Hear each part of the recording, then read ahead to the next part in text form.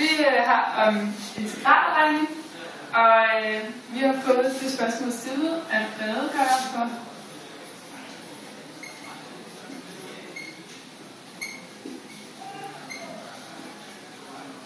for stamfunktioner.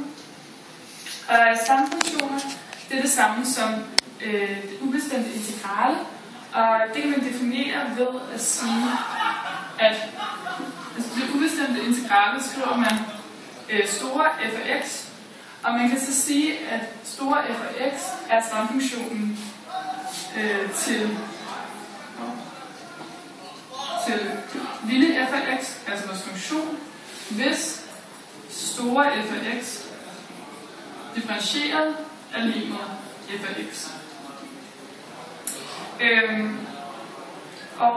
Hvis man skal se sådan grafisk på hvad, og man kan måske lige sige først, at når man skriver en ubestemt integrale, altså en stamfunktion, så skriver man en integraletegn, og så f af x.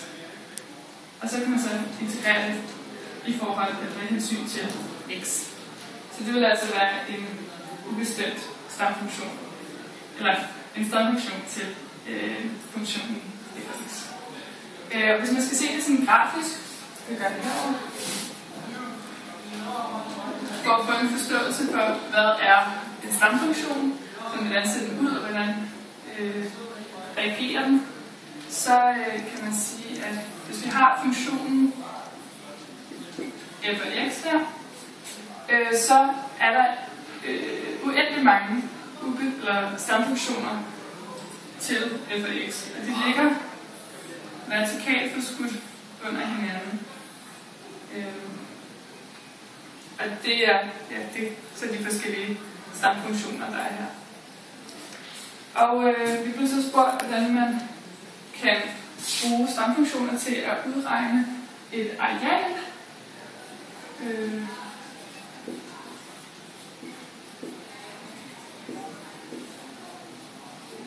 Så arealbestemmelse. Og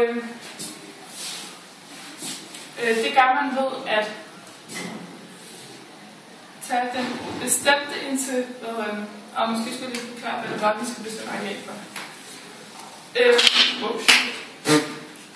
Okay, hvad er det nu? I den her, vores eksempel, der udregner vi så, vi har funktionen f af x her, i en graf, og vi vil gerne bestemme arealet for punktmængden m, der er afgrænset af den første, første aksen i, jeg ved ikke, hvad hedder 4 kvadrant, eller nej, første kvadranten. Ja, det tror jeg. I første kvadranten, og så vores funktion. Og her har vi så fået givet 2 punkter, som er A og B.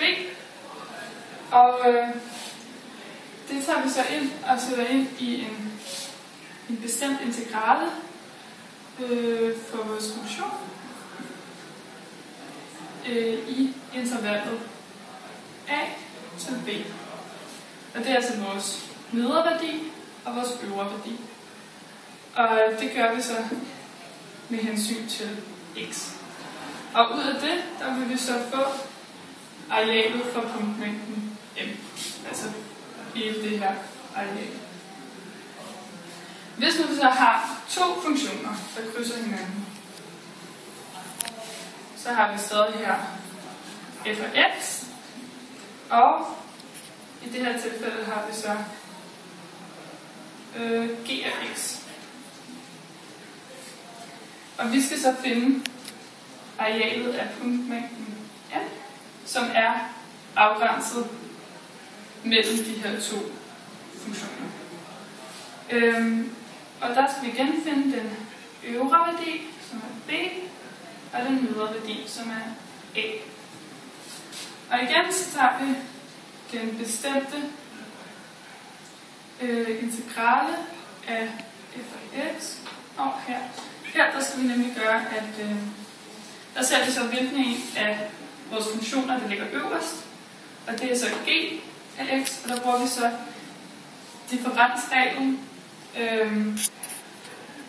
som gør, at som siger, at vi gerne må bare minuse to funktioner med hinanden herinde. Så vi siger så g af x